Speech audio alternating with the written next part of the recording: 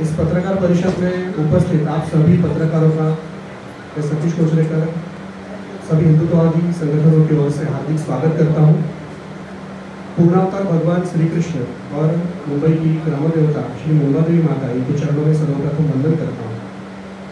आप सभी को ज्ञात है कि आज दाभोलकर मर्डर केस में न्यायालय से निर्णय प्राप्त हुआ है और इस निर्णय के ऊपर अपनी भूमिका स्पष्ट करने हेतु हम सभी यहाँ पर उपस्थित हैं। सर्वप्रथम मैं मान्यवरों का आपको परिचय करवा कर देता हूँ। मेरे समीप जो बैठे हैं आप हैं हिंदू जन जागृति समिति के राष्ट्रीय प्रवक्ता श्री रमेश शिंदे, उनके समीप हैं सनातन संस्था के राष्ट्रीय प्रवक्ता श्री चेतन राजहंस और आखिर में बैठे हैं सुप्रीम कोर्ट और हाई कोर्ट के एडवोकेट श्री घनश्याम उपाध्याय जी, जो डिफेंस लॉयर टीम के सदस्य हैं। अब अधिक समय न गवाते हुए मैं श्री चेतन राजहंस से विनती करता हूं कि आप यहाँ इस विषय पर अपनी भूमिका स्पष्ट करें। सभी पत्रकार बंधुओं को नमस्कार। आज डॉक्टर दाभोलकर हत्या प्रकरण का जो सीबीआई कोर्ट ने निर्णय दिया है उसका हम सम्मान करते हैं और इस निर्णय के बाद सनातन संस्था का जो निर्दोषत्व है वो सिद्ध हुआ है। हम पहले से कहते आए थे कि सनातन संस्था को इस प्रकरण में फंसाया जा रहा है और जो अर्बन नक्सलवादी लॉबी है वो भगवा आतंकवाद की थ्योरी अपनी डिज़ाइन करने के लिए, उसको स्थापित करने के लिए सनातन संस्था का बार बार नाम ले रही थी। ये पूरा इकोसिस्टम सनातन संस्था को बदनाम करने के लिए लगा हुआ था। इस प्रकरण में जो दाभोलकर परिवार है उन्होंने जिस प्रकार से संस्था पर और उस समय के जो मुख्यमंत्री थे पृथ्वीराज चौहान जी, उन्होंने जिस प्रकार से एक स्टेटमेंट दिया था, आपको याद होगा कि जिस दिन डॉक्टर दाभोलकर जी की हत्या हुई थी उसी दिन उन्होंने एक स्टेटमेंट दिया था, आप इस पर भी देख सकते हैं। उन्होंने कहा था कि इसके पीछे हिंदुत्व विचारसरणी का या विचारधारा का हाथ है। तो इससे स्पष्ट हो गया था कि जांच किस दिशा में करनी है, ये सीएम ने स्पष्ट कर दिया था। ये वही काल है कि जब 2008 से 2014 तक कांग्रेस की गवर्नमेंट भगवा आतंकवाद की जो थ्योरी है उसको स्थापित करना चाहती थी, क्योंकि उनको पता चल गया था कि 2013 के बाद 14 के बाद एक नई सरकार आने वाली है और उसमें यदि उनको वो नहीं आने देना है तो हमें भगवा आतंकवाद की थ्योरी को स्थापित करना होगा। और इसीलिए एक प्रकार से जांच को भटकाया गया। हमने ये देखा है कि भगवा आतंकवाद के थ्योरी को स्थापित करने के लिए जब जांच शुरू हो गई तो आपको पता होगा कि खंडेलवाल और नागौरी, ये जो दो नामचीन गुंडे हैं, उनको मुब्रा में कोपर खैरणे में अरेस्ट किया गया था और इसमें थाने की जो एक्सटॉर्शन सेल है, एंटी एक्सटॉर्शन सेल, उसने इसको अरेस्ट किया था। जिस दिन दाभोलकर की हत्या हुई थी उसी दिन उनको अरेस्ट किया गया था और उनके पास जो है पिस्तौल जो मिला उसका बैलिस्टिक रिपोर्ट डॉक्टर दाभोलकर की हत्या में जो है एक प्रकार से वो बैलिस्टिक रिपोर्ट एक ही बंदूक से वो गोली चली है जो उनके पास पाई गई थी। तो पुलिस की कस्टडी में पिस्तौल भी आ गया था उसी दिन। उसके आधार पर जब अधिक जांच हुई तो गोवा से दो लोगों को अरेस्ट हुई। एक का नाम था मंगेश चौधरी और दूसरे का नाम था अंसारी, रसूल अंसारी।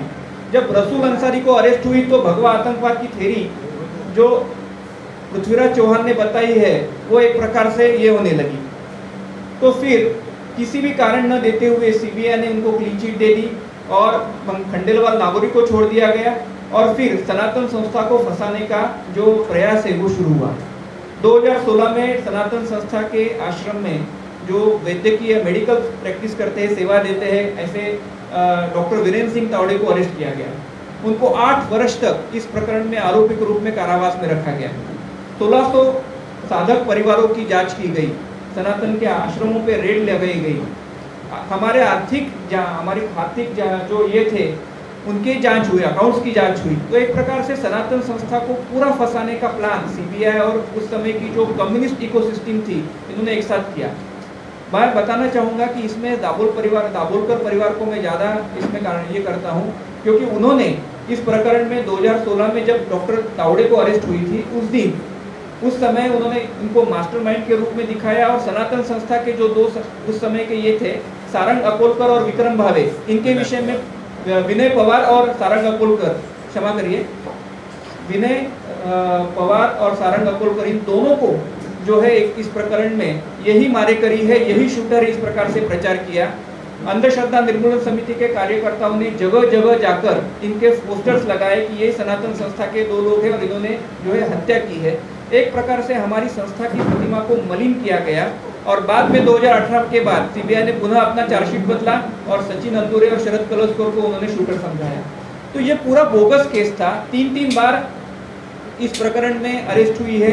कभी सनातन संस्था को बोला गया, कभी खंडेलवाल नागौरी को कहा गया, कभी सचिन अंदुरे शरद कलस्कर को बताया गया और इसमें सबको फंसाया गया। ऐसे बताया गया कि ऐसे एक गैंग है, ये एक सिंडिकेट है जो एक दहशतवादी एक्टिविटी करना चाहता है और इसीलिए फिर यूएपीए एक्ट लगाया गया। आज माननीय न्यायालय ने ये यूएपीए एक्ट को निरस्त कर दिया है, यहाँ गैर लागू है ऐसे प्रकार से बताया है। सनातन के साधक जो विक्रम भावे है उनको आज निर्दोष बरी किया गया है।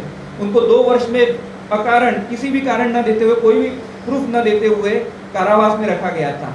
डॉक्टर तावड़े जिन्होंने आश्रम में आकर रेगुलर मेडिकल प्रैक्टिस, मेडिकल सुविधाएं और सेवा दी है, उनको 8 वर्ष तक कारावास में रखा गया था, उनको भी आज निर्दोष मुक्त किया है। इसी के साथ साथ मैं ये भी बताना चाहूँगा कि इस प्रकरण में जो हिंदुत्वनिष्ठों की भूमिका रखने वाले एडवोकेट थे संजीव पुनालेकर, उनको भी 42 दिन कारावास रहना पड़ा, उनको भी आरोपी बनाया गया। ये सारा झूठा केस था, बोगस केस था और एक प्रकार से सनातन संस्था की प्रतिमा को मलिन करने के लिए बताया गया था। इन सबको आज माननीय कोर्ट ने जो है हमने ये किया है कि निर्दोष मुक्त किया है। मैं यहाँ बताना चाहूँगा कि इस बोगस केस में शरद कलस्कर और सचिन अंदुरे, इन दोनों को भी आज शायद न्यायालय ने दंडित किया है। हम माननीय न्यायालय का सम्मान करते हैं, आदर करते हैं, लेकिन हम कहेंगे कि आज ये न्याय पूरा नहीं हुआ है क्योंकि ये पूरा केस हिंदुत्वनिष्ठों को फंसाने के लिए किया गया था। मुझे आशा है कि वो हाईकोर्ट में अपना न्याय प्राप्त करेंगे। मैं यहाँ बताना चाहता हूँ कि आपने यदि देखा होगा कि इस प्रकरण में पहली दफ़ा ऐसा हुआ है कि आरोपी जो है वो कह रहे थे कि आप प्रोसीडिंग चलाइए, केस को चलाइए। 11 साल तक लोग पूछते हैं हमें कि ये इतने देर तक ये कोर्ट का केस मामला क्यों चला। तो मेरा आज उत्तर है कि 11 साल में दाभोलकर परिवार ने 5 साल तक इसको हाईकोर्ट में जाके स्टे ऑर्डर लाया था, इसलिए कोई प्रोसीडिंग नहीं हुई। आरोपी बार बार गुहार लगा रहे थे कि आप जो है केस का रोज का काम चलाइए, लेकिन इन्होंने कहा नहीं मास्टरमाइंड को ढूंढो। अरे भाई मास्टरमाइंड ये पूरा बोगस केस है। आपको सनातन धर्म को मिटाना था, आपको एक प्रकार से भगवा आतंकवाद की थ्योरी को स्थापित करना था, आपको एक नैरेटिव सेट करना था कि भाई इस देश में भगवा आतंकवाद है। लेकिन ये जो अर्बन नक्सलियों का जो ये एक प्रकार से षड्यंत्र था, आज पूर्ण रूप में माननीय कोर्ट ने ध्वस्त कर चुके हैं और मुझे आशा है कि इस प्रकरण में जो 2 युवकों को इस प्रकरण में शिक्षा हुई है वो भी हाईकोर्ट में जाके न्याय प्राप्त करेंगे। मेरे साथ रमेश शिंदे जी आज यहाँ उपस्थित है, हिंदू जन जागृति की ओर से वो अपनी भूमिका स्पष्ट करेंगे।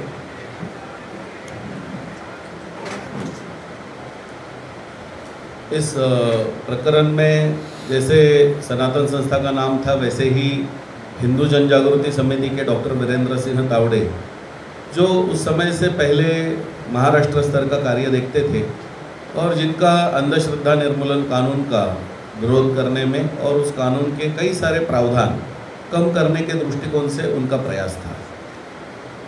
अब उन्हें जब अरेस्ट किया गया तो अरेस्ट करने के बाद उनके घर से जो चीज़ें बरामद हुई और जो कोर्ट में एविडेंस करके लाई, बहुत बड़ी हमें लगता है कि ऐसी कोई चीज़ मिली होगी कि जिससे वो आरोपी सिद्ध हो गए। डॉक्टर तावड़े जी के घर से 8 मोबाइल के बॉक्स मिले जो खाली थे। खाली बॉक्स एविडेंस करके दे दिए गए। अब खाली बॉक्स से क्या सिद्ध होता है? उनकी डायरी थी, वो डायरी को वहाँ पर बताया गया। उनका मोबाइल गुम हो गया था, उसका पुलिस में उन्होंने एफआईआर किया था, उसकी कॉपी थी, लेकिन फिर भी बताया गया कि डॉक्टर तावड़े ही मास्टरमाइंड है। आज फिर से मैंने जब ये केस का आरोप या निकाल पत्र आया, उसके बाद दाभोलकर परिवार जो है उनके कमेंट सुने, तो उन्होंने कहा कि नहीं, सूत्रधार को अभी तक पकड़ा नहीं गया। तो फिर सीबीआई क्या कर रही है? सीबीआई ने चार्जशीट क्यों फाइल की? ये इसी कारण से सुप्रीम कोर्ट में गए थे, तो वहाँ पर भी ये कहा गया था कि सीबीआई ने कहा था हमारी ओर से ये इन्वेस्टिगेशन पूरा हो चुका है। इन्वेस्टिगेशन पूरा होता है तभी चार्जशीट दाखिल होती है। अब भी वो कह रहे हैं कि सूत्रधार नहीं मिला, तो डॉक्टर तावड़े को 8 साल क्यों जेल में रखा? उनको ही आप कह रहे थे मास्टरमाइंड है। तो जो मास्टरमाइंड है वो निर्दोष साबित हो गया।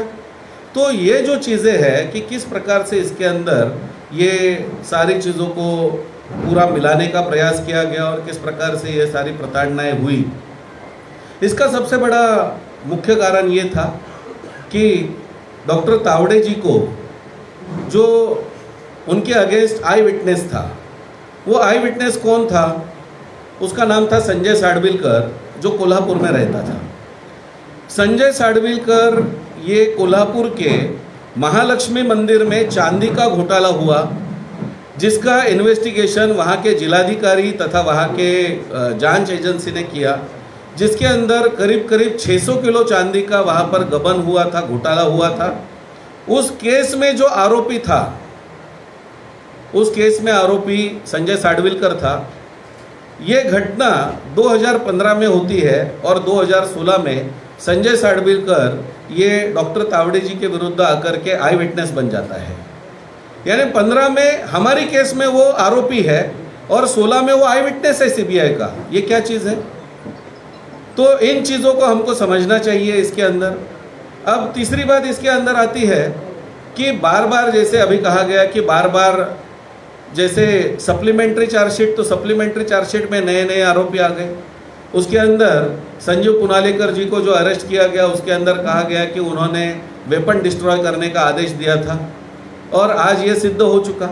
ये वेपन डिस्ट्रॉय किया समुद्र के अंदर, इसे खोजने के लिए आपको पता होना चाहिए, इसे खोजने के लिए जांच एजेंसी ने नॉर्वे की कंपनी को कॉन्ट्रैक्ट दिया।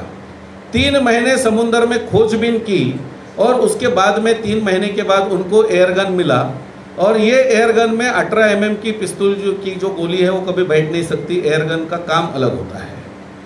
तो इतनी बड़ी जांच इसके अंदर हुई और इसके लिए एक अधिवक्ता को कि जो प्रखरता से हिंदुत्ववादियों का केस लड़ते हैं, उसके लिए उनको दोषी बनाने का काम किया गया। तो यहाँ पर इस केस से संबंधित जितनी सारी बातें आती है वहाँ पर ही स्पष्ट होता है कि हिंदुत्ववादियों का केस लड़ने वाले हैं उनको आरोपी बनाओ। मालेगांव के बारे में विक्रम भावे जी ने बुक लिखी कि मालेगांव में असलियत में क्या हुआ था, और वो संजीव पुनालेकर जी के सहायक के रूप में काम कर रहे थे। तो उनको अरेस्ट करके बताया गया कि वो उन्होंने रेकी की उस जगह की।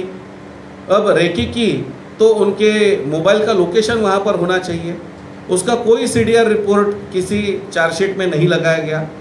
तो इन चीज़ों को यदि हम देखेंगे तो यहाँ पर बहुत स्पष्टता से सामने आता है कि जो जांच हुई है वो प्रभावित यहाँ पर होती है। और विशेष करके न्यायालय में जो आई विटनेस है, उन्होंने न्यायाधीश के सामने कबूल किया कि दाभोलकर परिवार के लोग, दाभोलकर के अंधश्रद्धा निर्मूलन समिति के लोग उनके घर पर उन्हें मिलने के लिए गए थे। यह न्यायालय में उन्होंने बताया। उसके बाद उन्होंने बताया कि वो न्यायालय में आते थे तो खाना खाने के लिए किसके साथ बैठते थे? तो अंधश्रद्धा निर्मूलन समिति के कार्यकर्ताओं के साथ खाना खाने के लिए बैठते थे। तो ऐसे आई विटनेस पर कैसे विश्वास किया जा सकता है? ये सबसे पहला प्रश्न आता है। और इसी के लिए आज जो ये बातें जो सारी सामने आई है, ठीक है, अभी जो निर्णय आया है उसका तो हम सम्मान करेंगे, लेकिन ये जो डिस्क्रिपेंसीज है कि जिसका उत्तर चाहिए कि जो आई विटनेसेस है वो चेंज हो रहे हैं। एक आई विटनेस, उसके अंदर जो किरण कांबळे है वो कहता है मुझे मेमोरी लॉस का प्रॉब्लम है। अब मेमोरी लॉस जिसका प्रॉब्लम है वो 2013 में हुई मर्डर का आरोपी को 2022 में जाकर के पहचानता है। हम कितने लोगों को 9 साल के बाद पहचान सकते हैं? तो ये जो चीज़ें हुई है, ऐसे इन चीज़ों को, ये ऐसे लगता है कि इन सारी चीज़ों को हमें आगे इस पर प्रश्न भी है और इसका उत्तर भी खोजना पड़ेगा। और मुझे लगता है कि ये हमारे जैसे कार्यकर्ताओं का काम तो निश्चित रूप से नहीं है, लेकिन ये प्रश्न उठे हैं और इन प्रश्नों का उत्तर मुझे लगता है कि समाज को, जनता को निश्चित रूप से मिलना चाहिए। और ये जो प्रश्न है कि पूरा न्याय यदि समाज को मिलना चाहिए या समाज को मिले, ऐसा तब होगा कि ऐसे कहा जाता है कि जब जस्टिस डिलीवर्ड हुआ कि उसको मिलना चाहिए, लगना चाहिए कि न्याय मिला है। तो वैसे मुझे लगता है कि जस्टिस डिलीवर्ड की भावना निर्माण होने तक इसे निश्चित रूप से आगे के कोर्ट में लड़ने का प्रयास रहेगा। और जो दाभोलकर परिवार आज ये कह रहा है कि हम हाईकोर्ट में जाएंगे, जाइए, फिर वहाँ पर भी ये सवाल उठने वाला है कि फिर जो वहाँ पर आई विटनेसेस थे उनके यहाँ पर आपके कार्यकर्ता क्यों जा रहे थे, वहाँ पर उनको खाना क्यों खिला रहे थे, ये भी सवाल आने वाले हैं इसमें। तो इस दृष्टिकोण से मुझे लगता है कि ये जो सारी चीज़ें चलेगी तो निश्चित ही ये प्रकरण अब पूरी तरीके से समाप्त नहीं हुआ है। लेकिन इसमें खुशी की बात हमारे दृष्टिकोण से इतनी है कि आज डॉक्टर तावड़े जी जो हमारे पदाधिकारी थे और कार्य करने वाले थे, तो आज वो निर्दोष मुक्त हो चुके हैं। तो इसलिए मैं इस न्याय जो इसके बारे में मिला है उसका मैं समाधान व्यक्त करता हूँ। वो आपके कार्यकर्ता है या नहीं? एक मिनट, हाँ, ये एक जरा आगे की भूमिका बताएंगे फिर प्रश्न करो।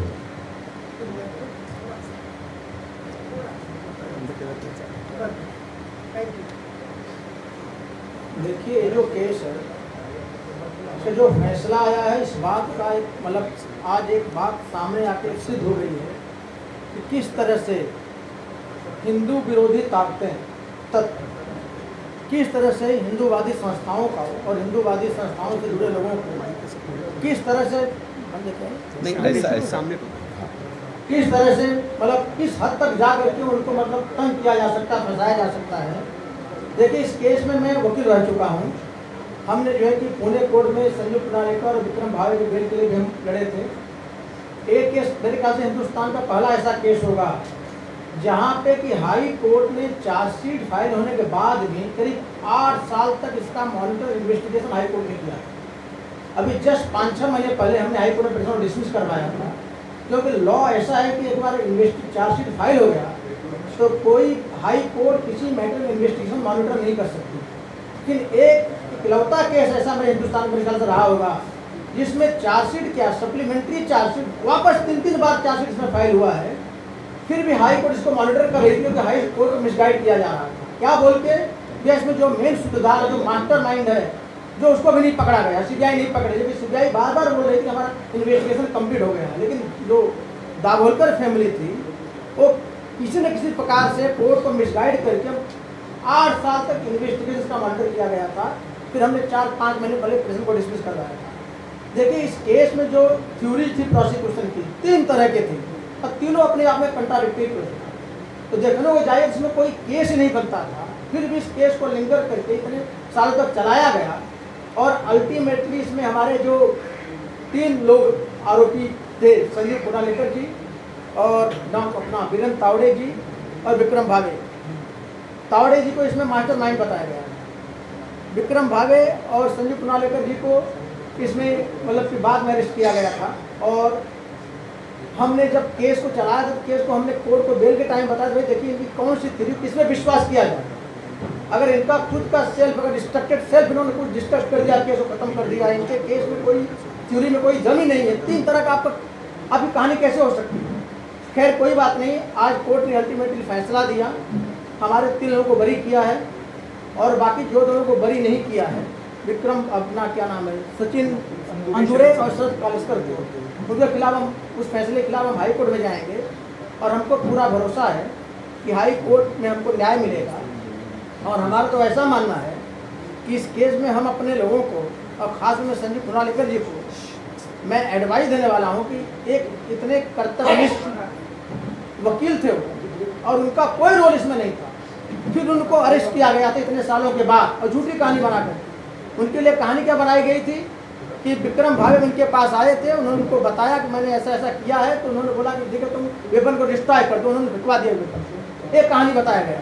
अरे भाई, हम वकील अगर हमारे पास कोई आता है, अगर हमें इस तरह का एडवाइस भी दे दिया लॉ में, तो हमारा प्रिविलेज कम्युनिकेशन है हमारे और आपके आरोप के बीच में। हमें ऐसा एडवाइस अगर दे दिया तो भी कोई ऑफेंस नहीं बनता है। फिर भी उसके बाद उनको अरेस्ट किया गया था, 42 दिन तक अंदर रखा गया था, बाद में उनको बेल मिला। तो देखिए, इस मतलब एक केस इस बात को तो साबित कर दिया है कि उस समय की सरकारें, उस समय की इन्वेस्टिगेटिंग एजेंसी ऑफिसर, सत्ता में बैठे लोग किस हद तक जा करके केस को डिस्टोर्ट करके किस तरह से फैब्रिकेट तरीके से सनातन संस्था को बदनाम करने की कोशिश किया गया था। अगर आप केस देखेंगे, अगर आप चार्जशीट देखेंगे, तो उस केस में चार्जशीट में बार बार प्रोजेक्ट किया गया था सनातन संस्था जैसे इसमें सब करता धरता थे और इसके लोग थे। लेकिन एक फैसला इस बात का जो निर्णय कोर्ट का आया है, एक पूरी तरह से साबित कर दिया है कि ये सारी कहानी झूठी थी और ये भी साबित कर दिया किस तरह सनातन संस्था के खिलाफ मतलब षड्यंत्र रचा जाता है बदनाम करने के लिए और किस तरह से उनको लोगों को फंसाया जाता है।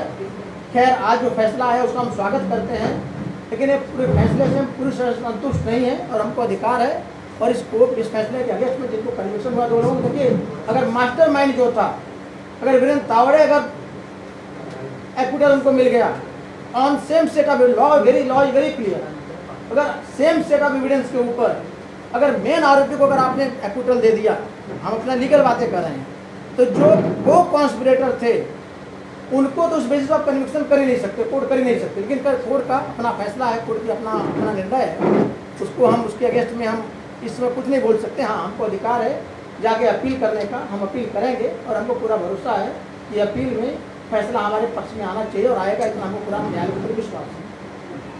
दो आरोपी जिनको दोषी पाया गया है कहलकर और आंदोलन, क्या वो दो आपके सनातन के संगठन है या नहीं? देखिए मैं पहले स्पष्ट करता हूँ, ये इस पूरे प्रकरण में एक प्रचार किया गया है कि सनातन संस्था के कार्यकर्ता इस प्रकरण में दोषी थे। सभी मीडिया हाउसेस ने यही किया कि ये चारों प्रकरण, केवल यही नहीं, चारों प्रकरणों में लगभग 25 लोगों को अरेस्ट हुई है। सभी में सनातन संस्था से संबंधित, सनातन संस्था के एसोसिएट या सनातन के साधक इस प्रकार से इस प्रकरण में बदनाम किया गया। पूरा ये केस ही पूरे चारों केस ये बोगस बनाए गए हैं और ये पूना में बैठ के चारों एजेंसीज ने पूरे बनाए थे नाला सुपारा के बाद। मैं यह हमारी जानकारी है। इस प्रकरण में केवल सनातन के एक ही साधक है, विक्रम भावे।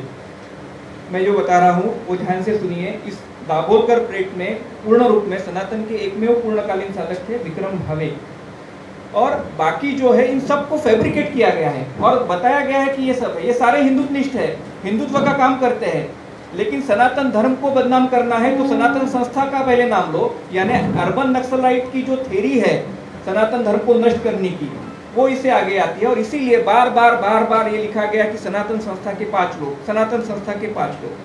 तो इस दृष्टिकोण से समझना होगा इन सबको, ये सारे हिंदुत्वनिष्ठ है और सबको फैब्रिकेट किया गया है, ये बोगस केस है।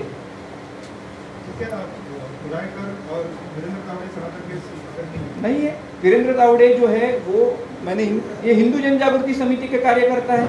हिंदू जन जागृति समिति जो है उनका महाराष्ट्र का संगठन देखते थे उस समय। उसके बाद वो 2012 में शायद उनके पारिवारिक अड़चनों के कारण वो दूर हो गए थे, कार्यमुक्त हो गए थे और उन्होंने सामाजिक सेवा के रूप में सनातन आश्रम में निःशुल्क वैद्यकीय सेवा देना शुरू किया था, पनवेल के आश्रम में। इतना हमारा उनसे संबंध था और हिंदुत्व का कार्य तो वो कर ही रहे थे। महाराष्ट्र अंधश्रद्धा निर्मूलन कानून में हम और जी हिंदू जन जागृति समिति दोनों कंधों से कंधा मिला के एकत्रित कार्य कर रहे थे। डॉक्टर तावड़े उसको लीड कर रहे थे।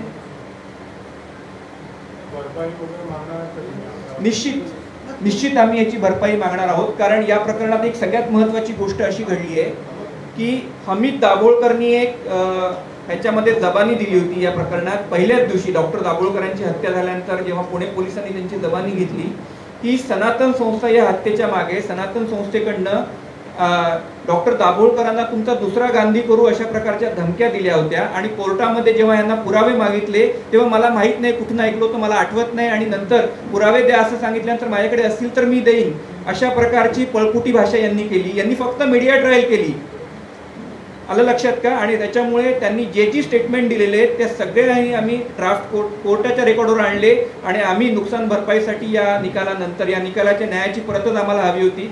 आता आमचा मार्ग मोकळा झाला आहे, आम्ही त्यांच्यापर्यंत नुकसान भरपाईची याचिका करत आहोत। यांना कोर्टाने दोषी ठरवलेला आहे, दोषी ठरवल्यानंतर सुद्धा त्यांना निर्दोष ठरवण्यासाठी तुम्ही प्रयत्न करणार आहात। हे पहा, निर्दोष ठरवायसाठी प्रयत्न करणं हे आमच्या हातात नसतं, हे हायकोर्टात जाण्याचा मार्ग असतो। संविधानिक देशामध्ये न्यायव्यवस्थेमध्ये कुठल्याही व्यक्तीला समजा एखाद्या न्यायालयाने शिक्षा दिली तर त्याच्या वरच्या न्यायालयात जाता येतं आणि आम्हाला खात्री आहे की हे वरच्या न्यायालयात जाऊन त्या संदर्भातलं आपलं निर्दोषत्व सिद्ध करतील, कारण ही केसच बोगस आहे। मगाशी मी सांगितलं त्याप्रमाणे आणि घनश्याम उपाध्याय याचं उत्तर स्पष्टपणे दिलंय। जर ते तुमचे कार्यकर्ते नाहीये तर तुम्ही त्यांना का मदत करता? हे पहा, हा आता पहा किती सुंदर प्रश्न आहे। याच्यामध्ये तुम्हाला लक्षात घेतलं पाहिजे की आम्ही हिंदू धर्माचं काम करतो, हिंदू राष्ट्राचं काम करतो। सगळ्या हिंदू संघटना, हिंदुत्ववादी ते कुठेही काम करत असो ते आमचे आहेत, आम्ही आमचा भाव ठेवतो। त्यांच्याविषयीची वैचारिक भूमिका मांडणं ही आमची जबाबदारी आहे। आज वकील पुनाळेकर यांना, हे वकील आहेत, हिंदुत्ववाद्यांचे खटले लढतात, आम्ही तेव्हा ज्यांना अटक झाली तेव्हा आम्ही त्यांच्या बाजूने उभे झालो, त्यांच्याविषयीची भूमिका मांडली। जेव्हा जेव्हा हिंदुत्ववाद्यांवर आघात होता तेव्हा आम्ही उभं झालेलो आहोत. लक्षात घ्या, अगदी आसाराम बापूजींवर आरोप झाले, आम्ही उभे झालो. आम्हाला माहिती आहे हिंदुत्वाच्या क्षेत्रात काम करायचं असेल तर आपल्याला त्यांच्या बाजूनी लढलं पाहिजे, त्यांच्याविषयी बोललं पाहिजे. आणि कोर्टात लढण्याचं काम हे वकिलांचं असतं. ते वकिलात जाऊन जे न्यायालयात जाऊन लढण्याचं काय आहे ते करतील. आज हिंदू विधिज्ञ परिषदेने तुम्हाला मी सांगतो, या प्रकरणामध्ये, या काय अनेक हिंदुत्ववाद्यांच्या प्रकरणामध्ये स्वतःहून निशुल्क खटले लढवले आहेत. त्यामुळे पुढच्या प्रकरणात सुद्धा हिंदू विधिज्ञ परिषद या प्रकरणाची लढेल असं आम्हाला वाटतं. आणि या दृष्टिकोनातून त्यांचं निर्दोषत्व हायकोर्टात ते सिद्ध करून घेतलं असं आमची खात्री आहे. विरुद्ध भूमिका घेतली दाभोळकर परिवाराने असं तुमचं म्हणणं आहे. परंतु एकंदरीत हा पूर्ण षडयंत्र समोर होत आहे, याच्या मागे कोण आहे असं वाटतं? नाही, ह्याच्यामध्ये एक मला मी सांगतो, या सगळ्या प्रकरणामध्ये एक कम्युनिस्ट इकोसिस्टीम आहे, हे लक्षात घ्या. दाभोळकर परिवार हा एक कम्युनिस्ट इकोसिस्टीमचा भाग आहे. यांना डॉक्टर दाभोळकरांच्या हत्येचं काही देणं घेणं नाही आहे. यांना सनातन धर्म मिटवायचा आहे, लक्षात घ्या. कारण डॉक्टर दाभोळकरांची हत्या झाल्यानंतर त्याच दिवशी पकडले गेलेले आहेत खंडेलवाल नागोरी. मगाशी मी सांगितलं, त्यांच्याकडनं पिस्तूल मिळाली आहे, बॅलिस्टिक रिपोर्ट सिद्ध झालाय की ह्यांनीच हत्या केली आहे, त्यांना अटक करण्यात आली. मगाशी मी तेच सांगितलं ना. त्याच्यानंतर त्यांच्या चौकशीतनं 2 गोव्यातनं अटक झाल्या, मंगेश चौधरी आणि रसूल अन्सारी. पृथ्वीराज चव्हाणांनी ज्या इकोसिस्टीममधनं वक्तव्य दिलं की हिंदुत्ववाद्यांचा हात आहे, तर त्या थेरीला तो रसूल अन्सारी जुळत नव्हता आणि म्हणून त्यांना क्लीन चिट दिली. कुठलं कारण दिलं? No clarification. कोर्टात सुद्धा त्यांनी कुठल्याही प्रकारचं क्लेरिफिकेशन दिलं नाही की आम्ही खंडेलवाल नागोरीला का सोडत आहोत. आणि मग सनातनला गुंतवण्याचा खेळ सुरू झालाय 2016 पासून. लक्षात आलं तुम्हाला? मागच्या सरकारचा हात होता, मागच्या सरकारचा यात होता त्यावेळेचं सरकार. निश्चित त्यांना भगवा आतंकवादी थेरी स्थापित करायची होती ना. ज्या अधिकाऱ्यांनी या केसेस रजिस्टर केल्या त्या अधिकाऱ्यांच्या चौकशीची मागणी केली आहे. येस, आम्ही तुम्हाला सांगू, या कोर्टामध्ये एक घटना घडलेली आहे की 1 एप्रिलला जो सीबीआयचा अधिकारी होता SR सिंग, त्याच्या विरुद्ध फर्जुरी चा गुन्हा, त्याच्याविषयी याचिका पुण्याच्या सीबीआय कोर्टात झालेली आहे. त्याच्यात विक्रम भावेचा जो मुद्दा होता, विक्रम भावे मगाशी आमचे साधक यांना आठवत, त्याला त्यांनी दाखवलं की यांनी पुण्यामध्ये जाऊन रेकी केली होती असा दावा केला होता. प्रत्यक्षामध्ये 20 साक्षीदार या कोर्टामध्ये तपासले, त्याच्यात एकाही साक्षीदाराच्या बोलण्यात आलं नाही की यांनी रेकी केली होती. कुठल्याही त्याला फक्त 2 वर्ष कारावासात ठेवलं आणि नंतर कुठल्याही प्रकारचा त्याच्याविषयी पुरावा दाखवला नाही.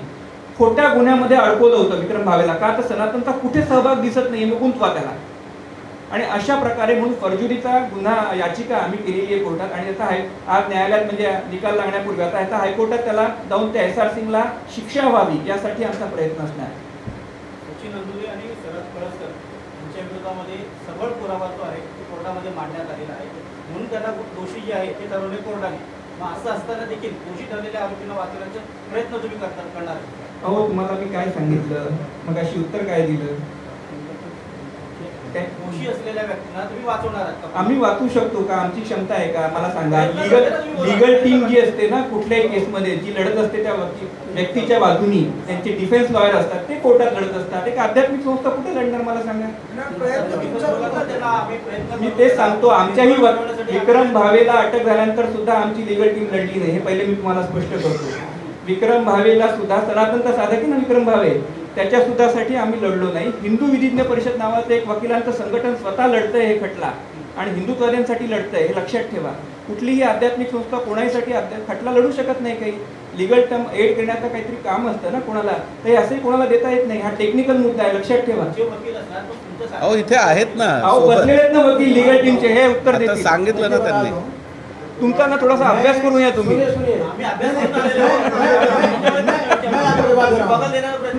मैं आपको जवाब दे रहा हूँ. पहले आपने जो भी सवाल किया था, नहीं सुनिए, मैं सनातन संस्था का मैं साधक नहीं हूँ. वकील बोल रहा हूँ, सुनिए हमारी बात. मैं वकील किसी का भी मैटर वकील ले सकते हैं, किसी का भी ले सकते हैं मैटर. और मैं एक ऐसा वकील हूँ पूरे हिंदुस्तान में जहाँ भी हिंदूवादी विचारधारा का, हिंदूवादी या हिंदू मुस्ताने काम किया जा रहा है, न्याय का मतलब सहारा लेकर के, कोर्ट का कानून का सहारा लेकर के, कोर्ट की चीज़ों को मिसयूज करके उस समय सत्ता में बैठे लोग और इस तरह फंसाने की कोशिश करते हैं, पूरे हिंदुस्तान में जाकर हम काम करते हैं और करते रहेंगे. जहाँ तक आपने अभी सवाल किया कि आपने जिसको वे सचिन, क्या नाम इसका, सचिन अंदुरे और शरद कलस्कर, इनको कोर्ट ने सजा दे दिया है. इनका जो कि सजा इनका साबित स्टेब्लिश हो गया है और आप उनको अपील करने के लिए जाते हो तो आप जो है कि गलत कर रहे हो। आपका ऐसा कहने का मतलब लगता है। देखिए क्या होता है, बता दूँ आपको, अपील करने का हर नागरिक को अधिकार होता है। लॉ में उसको एक राइट बनता है, उसको एक संवैधान में उसका राइट है। समझिए, नीचे के कोर्ट से तो सुप्रीम कोर्ट तक हम जा सकते हैं। तो अगर हमारे हिसाब से अगर फैसला में हम संतुष्ट नहीं, जैसे आपने भी लोगों ने बताया, जैसे आज दाभोलकर फैमिली वो संतुष्ट नहीं हो फैसला, वो जाके अपील करने की बात कर रहे हैं, कर सकते हो। ऐसे हमको भी पूरा अधिकार है और हम अपील करेंगे। तो इसमें अपील हम करेंगे तो ऐसा नहीं कि हम कोई गलत काम कर रहे हैं, हमारा राइट बनता है, हम तो अपील करेंगे। इतना ही नहीं, अभी मैं आपको बता दूं, आज से कम संजू कुमार को जब बेल हुआ था उसी टाइम पे हमने डिस्चार्ज पिटीशन बना के रखा था और हाई कोर्ट का फुल फ्लेज पिटीशन बना के रखा था कि उसी टाइम पे इन्वेस्टिगेटिंग ऑफिसर के खिलाफ एक्शन लेने के लिए, प्रोसिक्यूट करने के लिए और इनको हर्जाना देने के लिए, कि संजू कुमार लेकर जी ने उसको उस समय नहीं फाइल किया। क्योंकि हमारा विचार हुआ, बोले उपाध्याय जी अगर हम इसको फाइल करते हैं तो अन्य ब्लेम होगा कि हम केस को ट्रैक करने की कोशिश कर रहे हैं। तो चूंकि हम निर्दोष है तो हम प्रोसिक्यूशन को ट्रायल को हम फेस करेंगे। हम कोर्ट से जब हमको बरी हो जाएंगे, हमको पूरा भरोसा है, तब इस चीज़ को हम करेंगे। तो आज देखिए वो बात साबित हो गई, वो बरी हो गए हैं और हम उसके लिए हम जा करके हमारा उसके खिलाफ हम कोर्ट में जाएंगे, हम पिटीशन फाइल करेंगे, सूट फाइल करेंगे, हर्जाना क्लेम करेंगे। हम छोड़ने वाले नहीं हैं। अगर इस तरह से फंसाया जाएगा, किया जाएगा तो उसका हम काउंटर जरूर करेंगे, क्योंकि हम निर्दोष थे। एकीकडे तुम्ही सांगता की दाभोळकर हत्याकांडाशी तुमचा काहीही संबंध नाही, संबंध नसताना त्यांच्यावरती दोषारोप सिद्ध झालेला आहे, त्याला कोर्टाने दोषी ठरवलेला आहे, सबळ पुराव्यानिशी दोषी ठरवलेला आहे। अशा दोषी ठरलेल्या आरोपींना वाचवण्यासाठी तुम्ही वकील नेमणार आहात? नाही, आम्ही वकील नेमणार नाहीये। पहिले पुन्हा स्पष्ट करतो, वकील जो नेमला जातो तो जो आरोपी असतो त्याच्याकडनं नेमला जातो। कुठलीही संस्था त्यांना लीगल एड देऊ शकत नाही, लक्षात घ्या। पहिली कुठलाही व्यक्ती, आता विक्रम भावे समजा याच्यात आरोपी झालाय सनातनचा सादर, तरी त्यांनी त्याचा स्वतःचा वकील लढला, म्हणजे हिंदुत्ववादी वकिलांनी त्याच्यासाठी फौज उभी केली। आणि या सगळ्या प्रकरणामध्ये जेवढे हिंदुत्ववादी आहेत त्या सगळ्यांच्या भोवती यांच्यासारखे हिंदू विधिज्ञ परिषद सारखे, लीगल फोरम फॉर जस्टिस सारखे अनेक वकिलांच्या फौजा तिथे आल्या। त्यांनी स्वतः हा खटला लढलाय। या प्रकरणात बरेच वकील जे हिंदुत्वाच्या विचारांचे त्यांनी स्वतःहून निशुल्क हा खटला लढलाय, लक्षात घ्या। त्याच्यामुळे हे जे प्रकरण असतो, जो आरोपी असतो तो स्वतः ठरवत असतो की वकील कोणाला नेमायचं, कोणाला नियुक्त करायचं। एखादी आध्यात्मिक संस्था याला निश्चित करू शकत नाही, हे मगाशी तुम्हाला सांगण्याचा प्रयत्न करत होतो। आणि आता ह्याच्यात मला वाटतं की या सगळ्या प्रकरणामध्ये तुम्हाला एक लक्षात आलं असेल की ही एक इकोसिस्टीम आहे की जी सनातन धर्माला बदनाम करू इच्छिते, सनातन धर्माच्या संदर्भात कार्य करणाऱ्या संस्थांना बदनाम करू इच्छिते। आणि हा सगळा जो लढा आहे हा सनातन धर्माचा नॅरेटिव्ह, हिंदू आतंकवादाचा नॅरेटिव्ह स्थिर करण्यासाठी केला गेला होता। आणि या खटल्याकडे त्या दृष्टिकोनातनं पहा, असं आमचं म्हणणं आहे। तुमच्या प्रसिद्धी पत्रकात म्हटलेलं आहे की ते अनुरे कळसकर यांना गोवण्यात आलेलं आहे असे वाटते, त्यांना मुक्त करण्यासाठी, त्यांना निर्दोष मुक्त करण्यासाठी आम्ही लढू वगैरे असं म्हटलेलं आहे। कुठे वाचून दाखवा वाक्य, मी वाचून दाखवतो ना, माझ्या हातात प्रेस वाचून दाखवा, आम्ही लढू असं कुठे आहे? प्रत्यक्ष जरी सनातन संस्थेशी संबंध नसला तसे ते सनातन संस्थेचे पदाधिकारी, मग इथे संबंध नाही लिहिलंय ना हो, लिहिलंय ना, असं काय करता? अहो आपण मराठी पत्रकार आहे, आपण मराठी समजून घेतो, इथे लिहिलेलं नाहीये कुठे। वाक्य वाचू वाचा। तरी त्यांना या प्रकरणात बोलण्यात आले असे आम्हाला शक्यता वाटते। त्यामुळे या प्रकरणातील अधिवक्त्यांनी जशी इतरांना निर्दोष मुक्त करण्यात भूमिका बजावली तशीच उच्च न्यायालयात हे प्रकरण नेऊन त्यांनाही निर्दोष मुक्त करण्यासाठी लढ देईल असे त्यांनी आज घोषित केले आहे। मुंबई उच्च हे कुठून घोषित केलंय? निर्दोष मुक्त होतील अशी या प्रकरणाचे ॲडव्होकेट्स, तुमचं पत्रकार आहे, मी तेच सांगतोय। हे आम्ही काय म्हटलंय की पुणे न्यायालयात निकाल दिल्यानंतर त्या ठिकाणी प्रकाश साळसिंगीकर जे वकील होते त्यांनी तिथे बाहेर येऊन ही जी बाईट दिली, ती बाईट मी त्याच्यात लिहिली आहे की त्या अधिवक्त्यांनी असं घोषित केलंय की आम्ही कोर्टामध्ये उच्च न्यायालयात जाऊन लढणार आहोत, असा त्याचा अर्थ आहे। त्याच्यात सनातन संस्था लढेल असं कुठे लिहिलेलं आहे? अहो पण सनातन संस्थेचे पण त्याच्यात लिहिलंय ना की हे अधिवक्त्यांनी घोषित केलं। मग त्यांच्या आता मग आमची प्रेस आहे म्हणजे आम्ही आमचीच प्रेस। मग हे तुम्हाला माहितीसाठी की बाबा त्यांच्या अधिवक्त्यांनी घोषणा केली आहे। सकाळी तुम्ही सगळ्या चॅनलची बाईट काढून बघा, प्रकाश साळसिंगीकर जे आहेत तर त्यांनी, आणि आता इथे घनश्याम उपाध्याय आमच्या बरोबर बसलेत, आमच्याच प्रेसला बसलेत, ते सांगतायत की माझा सनातनशी संबंध नाही, मी हिंदुत्ववाद्यांसाठी केस लढतो। तर आता ते म्हटलेत की मी त्यांची केस लढायला तयार आहे, संपला प्रश्न। म्हणजे आपण काय आहे की आपण विनाकारण ह्या गोष्टी करताना म्हणजे कसं आहे, एकांगी भूमिका घेऊन करू नका। जे आहे जे आहे ते लिहिलेलं आहे. आता तुम्ही सांगितलं तुम्ही लढणार लिहिलेलं आहे, लिहिलेलं नाही ना कुठे वाक्य तसं. तुम्ही अर्थात त्यामुळे काय विनाकारण तुम्ही हे करू नका. हे बघा, मी इथे ना, आम्ही जवळपास मागचे 25 वर्ष काम करतो, 25 वर्ष इथे प्रेस घेतो, लक्षात आलं ना. तर आम्हाला ह्या भूमिका माहिती आहेत, कोण काय कशी भूमिका असते हे माहिती आहे. तर त्या दृष्टिकोनातून भूमिका स्पष्ट केली आहे. तुम्ही प्रश्न विचारला, तुमच्या प्रश्नाचं उत्तरही दिलं आम्ही की आम्ही लढणार नाही. ती जी आहे ती त्या अधिवक्त्यांची भूमिका आहे. आज सकाळी त्यांनी प्रकाश साळसिंगेकरांनी घोषणा केली, सगळ्या मीडियाने दाखवलं. परत तुम्ही विचारताय की परत तुम्हीच लढणार आहात का? 2 वेळा याचं उत्तर दिलं. त्यामुळे विनाकारण हे करू नका, लक्षात आलं. आता आपलं जो आहे पुढचं जर काय असेल तर ठीक आहे, नाहीतर मला वाटतं मग प्रश्न आपले संपले असतील तर बाईट घेऊया आणि हे करूया.